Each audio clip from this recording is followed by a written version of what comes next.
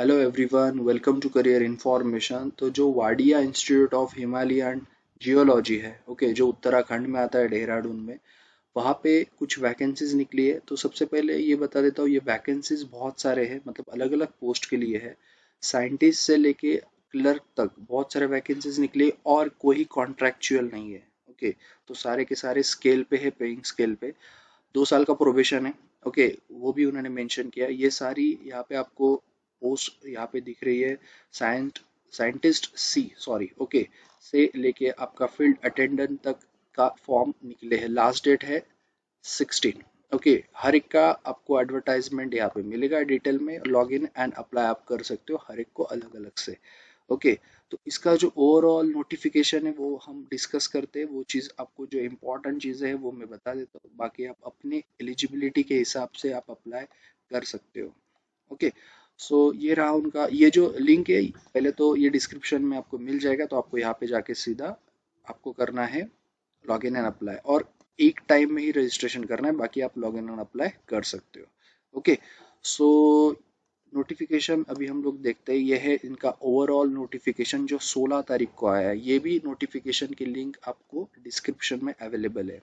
तो सबसे इम्पोर्टेंट चीज़ कि सिलेक्शन प्रोसेस कैसा होगा। अभी इतने सारे पोस्ट है, तो रिक्रूटमेंट ऑफ जो भी पोस्ट है, okay, so the recruitment will be conducted through the interview और प्रेजेंटेशन। अभी आपकी पोस्ट के ऊपर डिपेंड है। साइंटिस्ट का है तो शायद से हो सकता है कि कम कैंडिडेट्स आए तो इंटरव्यू और प्रेजेंटेशन हो।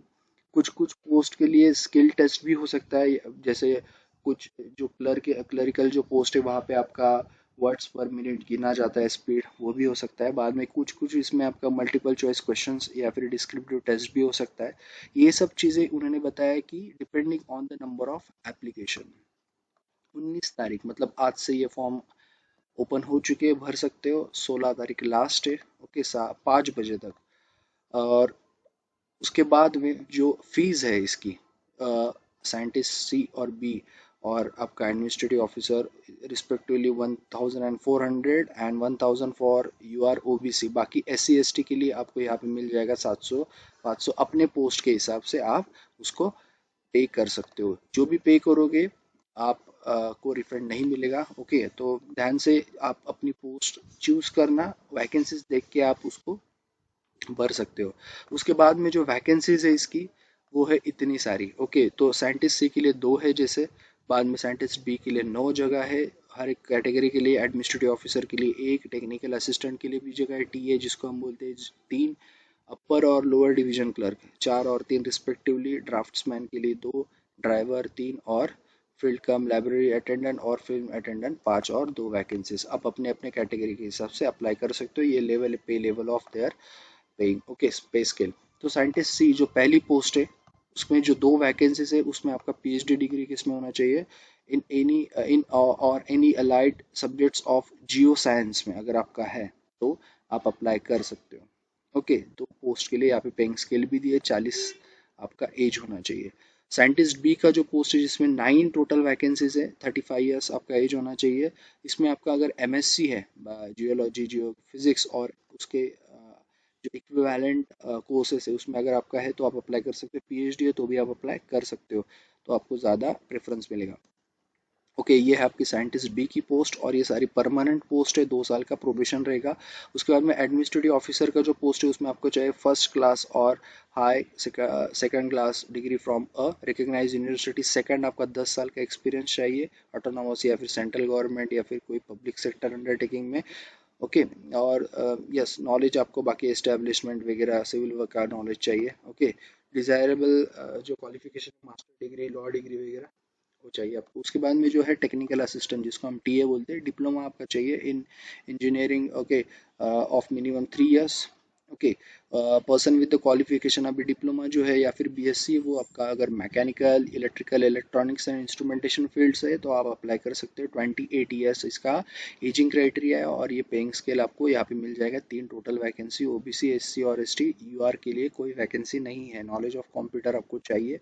जो UDC जिसको हम बोलते हैं upper division clerk, 4 total vacancy, 27 साल आपका एज होना चाहिए, डिग्री होनी चाहिए। ओके, 3 साल का अगर एक्सपीरियंस, डिजायरेबल जो क्वालिफिकेशन बोला है वो आपका होगा तो भी चलेगा। उसके बाद में ड्राफ्ट्समैन जो है वो 2 वैकेंसीज है, 28 साल। बाद में इसका जो है ITI होना चाहिए, ओके, ट्रेड सर्टिफिकेट। उसके बाद में जिसको हम बोलते हैं LDC, 3 वैकेंसीज है आपका, इसमें होना चाहिए यस इंटरमीडिएट और इक्विवेलेंट क्वालिफिकेशन चाहिए, डिग्री डिग्री भी नहीं चाहिए, और यहाँ पे आपका स्किल टेस्ट इतना होना चाहिए, ओके, 35 या और 30 अगर आपका हिंदी में है तो, ओके। तो ये होगा, स्किल टेस्ट पक्का होगा जब आपका सिलेक्शन के लिए बुलाया जाएगा, ओके। डिजायरेबल क्वालिफिकेशन ग्रेजुएट है तो बहुत ही अच्छी बात है। उसके बाद में ड्राइवर जो पोस्ट है उसके लिए 27 एज आपकी।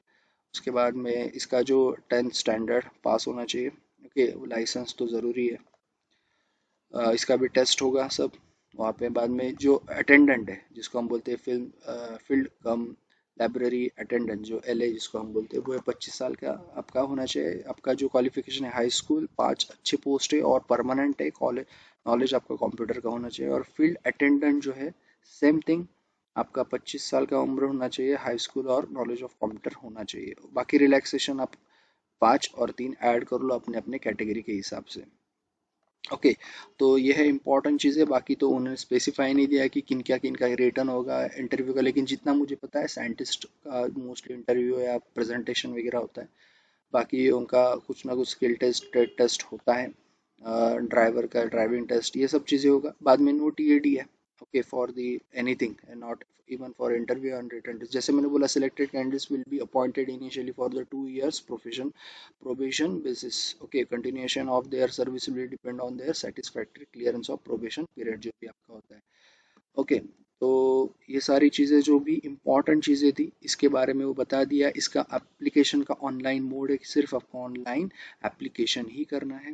जैसे डेट तो मैंने आपको पहले ही इन्फॉर्म कर दी है, ओके। तो दोनों चीज़ें डिस्क्रिप्शन में अवेलेबल है, ये कंप्लीट नोटिफिकेशन और आपका जो अप्लाई करने का लिंक, ओके। सो बाकी बहुत सारे जो भी रिक्रूटमेंट आएगा आएंगे, सॉरी, आपको इस चैनल पे मिल जाएगा, ओके। प्राइवेट गवर्नमेंट सारे सेक्टर का सिलेबस जो भी होगा, एग्जाम पैटर्न वगैरह, आपको सारी ये चैनल पे मिल जाएगा। तो चैनल को सब्सक्राइब करना मत भूलना, okay. Hit the bell icon, क्योंकि जब भी नोटिफिकेशन आए आपको पता चले तुरंत। और लाइक करो, शेयर करो जो जो भी लोग एलिजिबल है, और कमेंट करो अगर कोई क्वेरी है किसी भी रिक्रूटमेंट के लिए, okay. So all the best and thank you.